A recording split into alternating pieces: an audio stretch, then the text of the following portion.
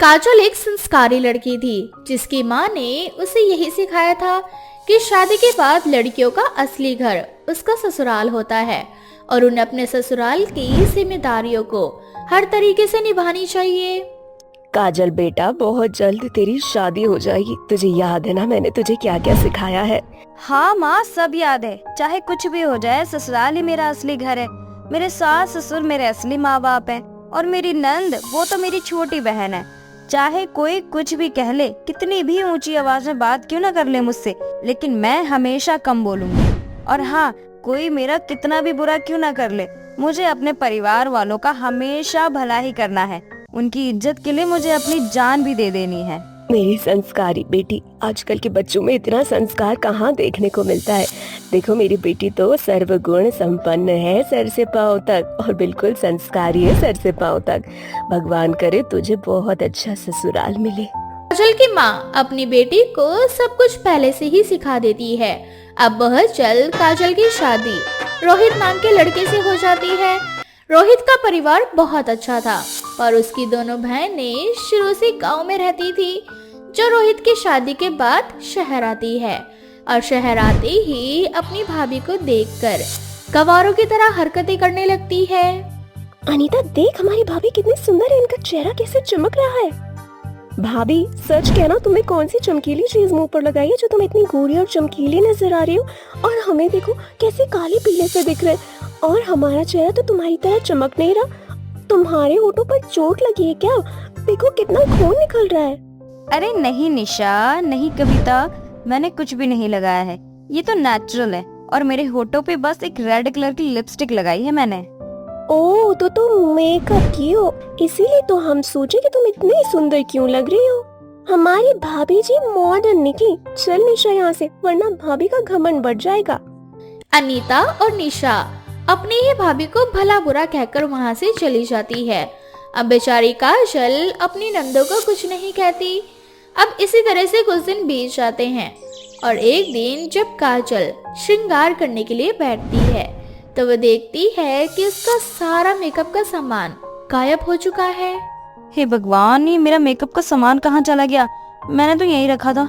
सारा मेकअप का सामान कहीं वो मेरी गंवार नंद, उन्होंने तो नहीं चुरा लिया?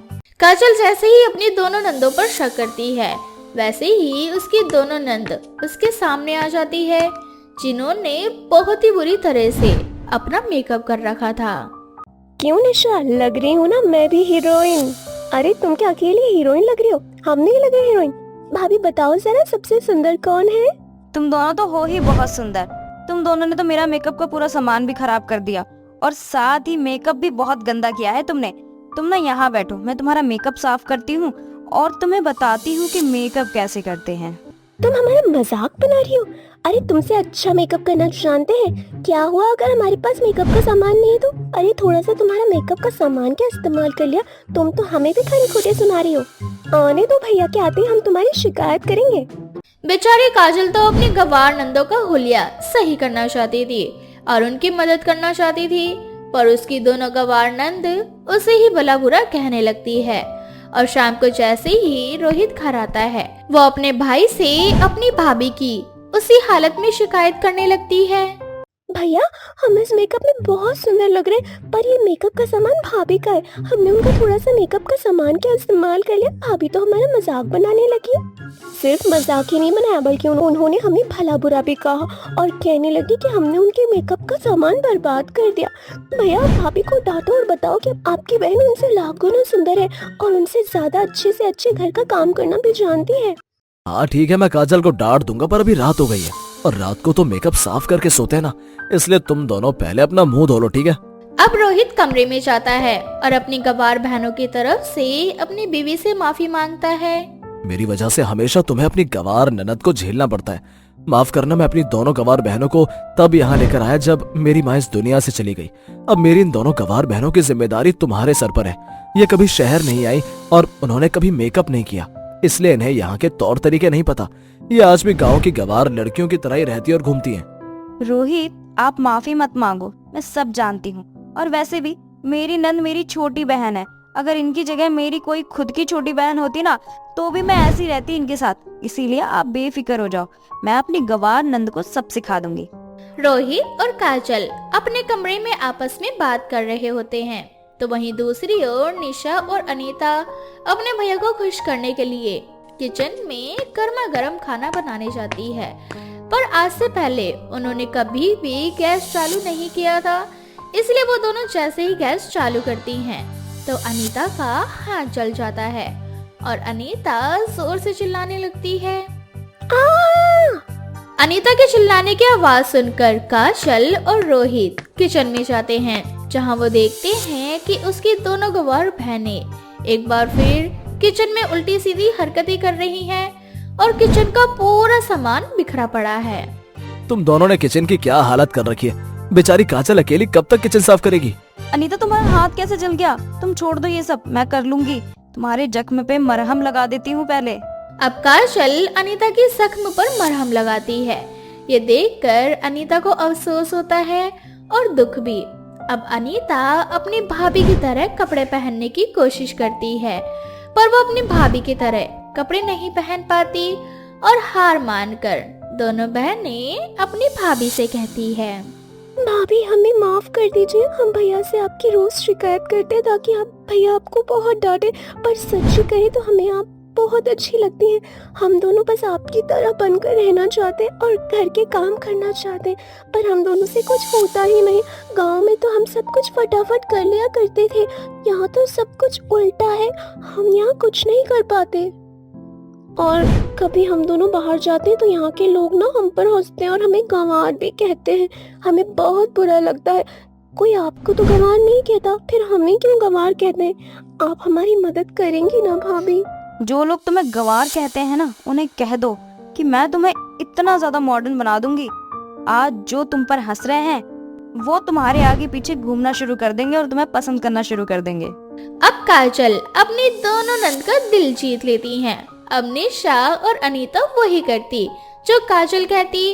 अब दोनों गवार नंद अपनी भाभी के नक्शे कदम पर चलती हैं और बहुत जल्द काजल उन दोनों को सब कुछ सिखा देती है। अब जब भी काजल की दोनों गवार नंद घर से बाहर निकलती तो लोग उनसे दोस्ती करने के लिए उनके आगे पीछे घूमने लगते और इस तरह से वो अपनी गवार नंद को रहने खाने का सही तरीका सिखा देती है। कांता और उसकी तीनों बहुएं वर्षा, पूजा और अंजलि गांव में रहा करती थी। कांता के तीनों बेटे शहर में काम किया करते थे। कांता और उसकी तीनों बहुएं काफी गरीब थी। वो सब एक छोटे से झोपड़ी में रहा करते थे। ऐसे ही एक दिन, अरे बहू जल्दी उठो, सूरज उगने से पहले नदी से नहा कर आना है, नहीं तो फिर वहाँ पर मर्दों का आना जाना हो जाएगा। माँ जी मैं उठ चुकी हूँ, अभी मैं पूजा और अंजलि को भी उठा देती हूँ। हाँ बहू जरा जल्दी कर, इन दोनों को तो कोई परवाह ही नहीं है। सूरज उग जाता है उसके बाद नदी पर नहाने जाती है, पता नहीं कैसे नहा लेती है इतने खुले में। आज भी वर्षा के उठाने पर उसकी दोनों देवरानी नहीं उठती। बहुत जल्द सुबह होने वाली थी, इसलिए हमेशा की तरह आज भी वर्षा और कांता अकेले ही खुले में नहाने के लिए चले जाते हैं। कुछ देर बाद वो दोनों जब नदी से नहाकर आती हैं तो देखती हैं कि पूजा और अंजलि नहाने के लिए निकल रही है। खुल गई तुम दोनों की आंखें, आप जा रही हो नदी पर नहाने। जानती हो ना, अब गांव के हर किसी के घर में गूसल खाना बन चुका है। अब कोई भी नदी पर नहाने नहीं जाता, इसीलिए नदी के पास वाले रास्ते को खोल दिया गया है। सुबह होते ही वहाँ पर मर्दों का आना जाना हो जाता है। माँ जी हम सब जानते हैं, और आप एक ही बात हमें क्यों रोज रोज याद दिलाती हो? वो इसीलिए बहू ताकि तुम दोनों खुले में ना नहाओ। तुम दोनों इस घर की इज्जत हो। अगर किसी ने तुम दोनों को खुले में नहाते हुए देख लिया तो जानती हो ना क्या हो सकता है। माँ जी कुछ नहीं होगा, नदी के पास अपने दो पेड़ों के बीच में जो रस्सी बंधी हुई देखी है ना, वो हमने ही लगाई है। हम उस पर कपड़ा लगाकर नहा लेते हैं, इसलिए कोई हमें देख नहीं पाता। वर्षा और कांता के लाख समझाने पर भी अंजलि और पूजा अपनी इन हरकतों से बाज नहीं आती और खुले में नहाने के लिए चली जाती है। उन दोनों के जाने के बाद वर्षा अपनी सास से कहती है, माँ जी ये दोनों कभी नहीं सुधरेंगे। जब तक घर में गुसल खाना नहीं बन जाता तब तक ना ये ऐसे ही मनमानी करती रहेंगी। आप मेरी बात मानो तो जल्द से जल्द घर के अंदर ना गुसलखाना बनवा दो। वैसे भी गांव में हर किसी के पास गुसलखाना है। बहू चाहती तो मैं भी यही हूँ, पर तू तो जानती है ना हम कितने गरीब हैं। हमारे पास इतना पैसा नहीं कि हम गुसलखाना बनवा सकें। बेचारी वर्षा भी क्या कर सकती थी, वो भी अपनी सास के दुखों से अनजान थी। अब इसी तरह से कुछ दिन बीत जाते हैं और एक दिन कांता की तबीयत खराब हो जाती है, जिस वजह से वर्षा अपनी सास के साथ सुबह नहाने के लिए नहीं जा पाती। और जब उसकी दोनों देवरानी नहाने के लिए जा रही होती है तो वर्षा अपनी दोनों देवरानियों से कहती है, तुम दोनों नदी में नहाने जा रही हो? हाँ दीदी, पर आप ये सवाल क्यों पूछ रही हो, जबकि आप तो बहुत अच्छे से जानती हो। वैसे मुझे ना कुछ पूछना था तुमसे। क्या सच में तुम खुले में नहाने जाती हो? मेरा मतलब है कि तुम्हें कोई देखता नहीं है क्या? दीदी, अगर आपको हमारी बातों पर विश्वास नहीं होता तो आप खुद हमारे साथ चल सकती हैं। हम दोनों कितनी सेफ्टी के साथ खुले में नहाते हैं। ठीक है, आज मैं भी तुम दोनों के साथ नहाने के लिए जाऊंगी। माँ जी की तबीयत खराब है और वो तो नहाने वाली नहीं है आज। और तुम्हें तो पता है ना कि मुझे अकेले अंधेरे में नहाने में बहुत डर लगता है। वर्षा अपनी दोनों देवरानियों के साथ खुले में नहाने के लिए चली जाती है, जहां अंजलि और पूजा अपनी साड़ी उतार कर उस तार पर टांग देती है और नदी कपड़ों से चारों तरफ से घिर जाता है। पर्दा लगा होने की वजह से वर्षा को भी नहाने में हिचकिचाहट नहीं होती और तीनों बहू एक साथ मजे से खुले में नहाती है। अंजलि, पूजा, तुम दोनों का ये प्लान बहुत अच्छा है। इस तरह से नहाने में कितना मजा आ रहा है, हमें कोई देख भी नहीं पा रहा। चारों तरफ साड़ियों का पर्दा लगा है। खुले में नहाने का तो मजा ही अलग है। अब समझ में आया दीदी कि हम इतनी सुबह ठंड में नहाने क्यों नहीं आते। इतने अंधेरे और ठंड में भला कौन आए, जब हम दिन में भी अपने हिसाब से नहा सकते हैं। उधर देखो, सारे मर्द आराम से आ और जा रहे हैं और इधर हम तीनों भी आराम से खुले में नहा रहे हैं। पता नहीं गुसलखाने में क्या रखा है जो लोगों ने अपने घरों में गुसलखाना बनवा लिया और उसी में नहाते हैं। मुझे भी बहुत मजा आ रहा है। अब ना मैं ऐसे ही नहाऊंगी तुम दोनों के साथ। अब वर्षा भी अपनी दोनों देवरानियों के साथ खुले में नहाने लगती है और अपनी सास का साथ छोड़ देती है। वर्षा को भी अपनी दोनों बहुओं के रंगों में रंगता देख कांता की चिंता बढ़ने लगती है और वो अपने बेटों को फोन करके कुछ पैसे मांगती है। बेटा, घर में गुसलखाना बनवाना बहुत जरूरी है। अब नदी पर कोई नहीं जाता, वहाँ का रास्ता भी पूरी तरह से खुल चुका है। हर समय भीड़ लगी रहती है। इस तरह से बहुओं को खुले में नहाना सही नहीं है। माँ, हम आपकी परेशानी समझ रहे हैं। आखिर आप हमारे भले के लिए ही बोल रही हो। आप फिक्र मत करो, हम तीनों भाई मिलकर आपको कुछ पैसे भिजवा देंगे। अब कांता के तीनों बेटे कुछ पैसे कांता को भिजवा देते हैं।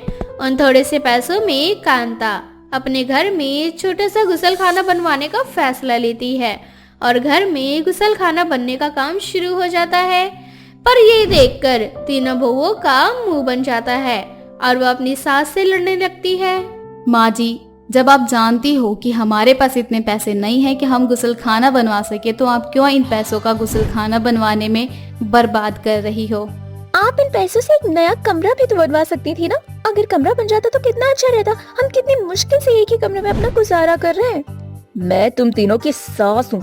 तुम तीनों ने अपनी बेशर्मी आज पानी में जाके धो लेना, क्योंकि आने वाले कुछ समय में तुम तीनों अपनी बेशर्मी दिखाने के लिए नदी पर नहीं जा पाओगी।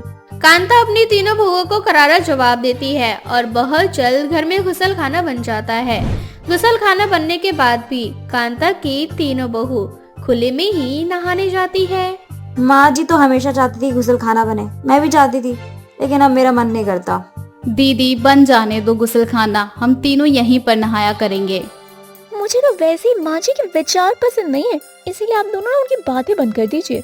अब तीनों बहू अपनी सास की बुराई करने लगती है। कुछ देर बाद जब वो तीनों नहाकर निकलती है तो वो देखती हैं कि दो लड़के उन तीनों की तस्वीरें ले रहे हैं। उन दोनों लड़कों को देखकर तीनों शर्मिसार हो जाती हैं और वर्षा हिम्मत जुटाकर उन लड़कों से कहती है, तुम दोनों ये क्या कर रहे हो? फोन दिखाओ मुझे अपना। हम दोनों तो यहाँ हमेशा की तरह तुम तीनों को नहाता देख रहे थे, पर हम कल शहर जा रहे हैं, इसलिए सोचा कि आज क्यों ना तुम तीनों की जबरदस्त वीडियो बना ली जाए। ये क्या बदतमीजी है तुम तीनों की? हिम्मत कैसे हुई नहाते समय की हमारी तस्वीर लेते हुए? तुम तीनों आराम से बोलो, बेशर्मों की तरह खुले में खुद नहाती हो और हमें बदतमीज बोल रही हो। अरे जब तुम्हारे घर में गुसलखाना बन गया तो क्यों आती हो खुले में नहाने, हम जैसे लड़कों को रिझाने के लिए। उन लड़कों की बातें सुनकर उन तीनों बहुओं को अपनी गलती का एहसास हो जाता है और समझ आ जाता है कि उनकी सास खुले में नहाने से क्यों मना कर रही थी। तो वहीं दूसरी ओर अंजलि बिना घबराए उन लड़कों के हाथों से उनका फोन छीनकर नदी में फेंक देती है। तुम दोनों ने बहुत बड़ी गलती की। मैं किसी से नहीं डरती। मैंने सारे सबूत मिटा दिए और आज के आज जाकर मैं तुम दोनों की कंप्लेंट भी करूंगी। अब तीनों बहू जाकर उन बदमाश लड़कों की कंप्लेंट करा देती है। पुलिस वाले आकर जल्द से जल्द उन दोनों लड़कों को गिरफ्तार कर लेते हैं, जिसके बाद कांता की तीनों बहुएं खुले में ना नहाकर अपने घर के बने गुसलखाने में ही नहाती है। चंदा बहन, तुम्हारी बेटी जवान हो चुकी है, उसकी शादी कब कराओगी?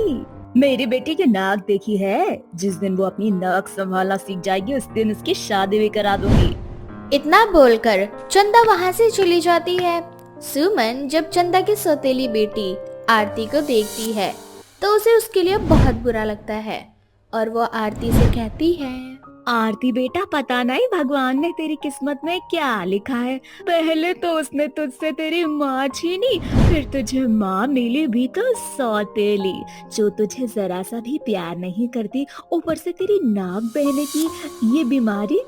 मैं तो भगवान से बस यही दुआ करूंगी कि तेरी शादी एक अच्छे घर में हो जाए जो तेरा इलाज करवाए। पर सुमन आंटी, मेरी शादी भला कौन करवाएगा? मेरी माँ मुझे जरा भी पसंद नहीं करती, वो मेरे लिए रिश्ता बिल्कुल भी नहीं देखेगी। और रही बात पिताजी की, तो वो तो जब से विदेश गए हैं तब से मुझे भूल ही गए हैं, बस हर महीने खर्चा भिजवा देते हैं। अरे आरती बेटा, तू दुखी क्यों होती है? भगवान ने तेरी किस्मत में बहुत अच्छा लड़का लिखा होगा। और रही तेरी शादी की बात, तो तेरी शादी मैं करवाऊंगी और तेरी शादी कैसे होगी उसकी जिम्मेदारी तू मुझ पर छोड़ दे। आप क्या करने वाली हैं आंटी? बस तू देखते रहे बेटा। बस तुझसे एक विनती है, जब लड़के वाले तुझे देखने आए तो तू कुछ भी करके अपनी नाक साफ रखना, उनको पता मत चलने देना कि तेरी नाक बहती है। ठीक है आंटी। इस तरह से सुमन वहाँ से चली जाती है और आरती के लिए लड़के देखने लगती है। अब ऐसे ही कुछ दिन बीत जाते हैं और आखिरकार सुमन को ऐसा लड़का मिल ही जाता है जैसे लड़के की सुमन को तलाश थी। अब जैसे ही सुमन को पवन नाम का शरीफ और अच्छे घराने का लड़का मिलता है, वो पवन का रिश्ता लेकर चंदा के पास जाती है और चंदा से कहती है, चंदा बहन, अगर तुम चाहती हो कि तुम्हारे सर से तुम्हारी ये सौतेली बेटी का बोझ खत्म हो जाए तो मेरी बात मान जाओ और अपनी इस बोझ की शादी करवा दो। सुमन बहन चाहती तो मैं भी यही हूँ कि इस नाक बहने वाली लड़की की जल्दी से जल्दी शादी हो सके, क्योंकि मेरा मन नहीं करता इसके हाथों का खाना खाने का। मजबूरन ही मुझे ही घर का सारा काम करना पड़ता है, क्योंकि मैडम जी की तो नाक नहीं संभलती, जब देखो हर जगह टपकती रहती है। इसीलिए तो चंदा बहन, मैंने एक लड़के को देखा है जो तुम्हारी इस बहन से खुशी खुशी शादी कर लेगा और बदले में उसे कुछ दहेज देना होगा। क्या इतना सारा दहेज?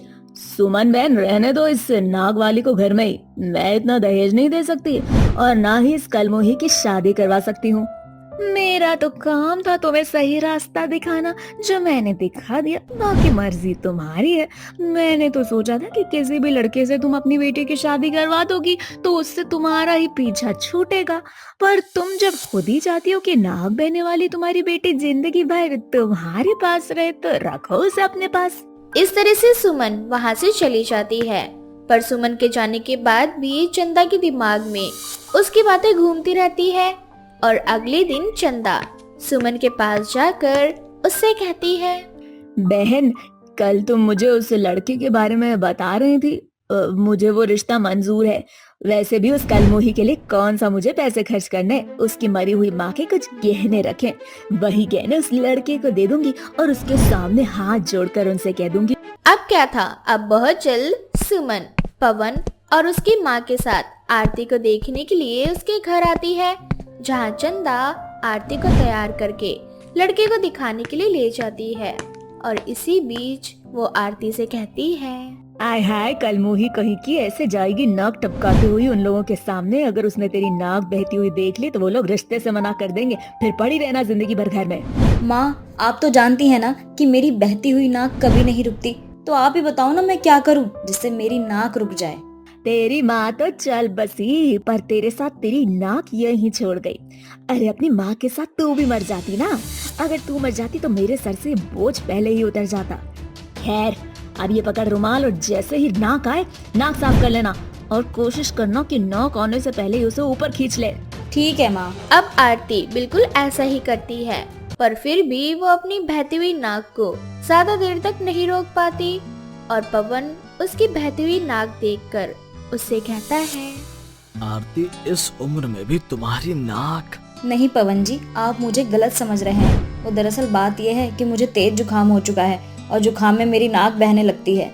ओ, तो तुम्हें जुकाम है और मुझे लगा कि तुम्हें नाक बहने की बीमारी है। वैसे शायद सुमन आंटी ने तुम्हें बताया नहीं कि मैं एक डॉक्टर हूँ। अब जैसे ही आरती को पता चलता है कि पवन एक डॉक्टर है, आरती के पसीने छूट जाते हैं, लेकिन सुमन सारी बात संभाल लेती है और रिश्ता तय हो जाता है। बहुत जल्द घूंघट की आड़ में पवन की शादी आरती से हो जाती है।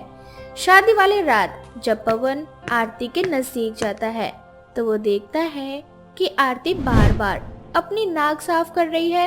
ये देखकर पवन आरती से कहता है, आरती, तुम्हें फिर से जुकाम हो गया या फिर?